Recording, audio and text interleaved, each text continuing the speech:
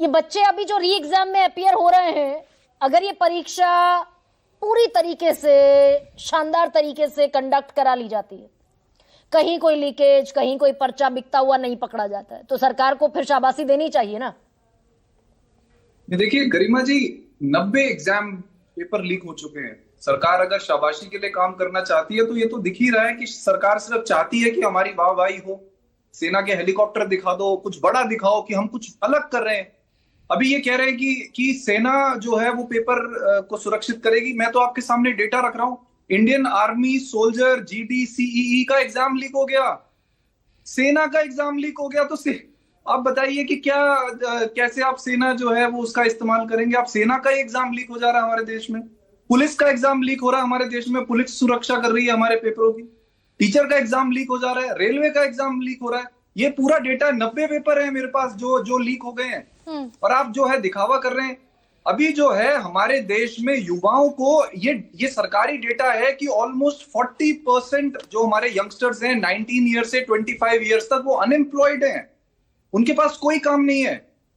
ऐसे स्टेट्स हैं जहां पे 80% युवा जो है वो ना पढ़ रहे हैं ना उनके पास जॉब्स हैं।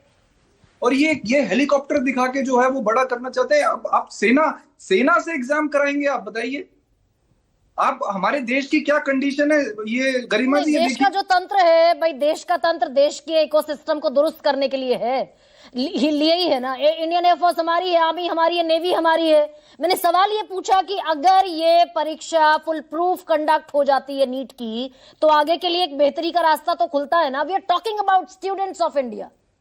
देखिए गरिमा जी, आप तंत्र की बात कर रहे हैं, मैं तो तंत्र में से जो चीफ इकोनॉमिक एडवाइजर हैं उनका आपको बयान सुना देता हूं। वो कह रहे हैं era of software and MBA is over, time to respect welders, plumbers and electricians. मैं ये नहीं कह रहा कि कोई वेल्डिंग, प्लम्बिंग या इलेक्ट्रिशियन कोई छोटी जॉब है, मैं ये नहीं कह रहा।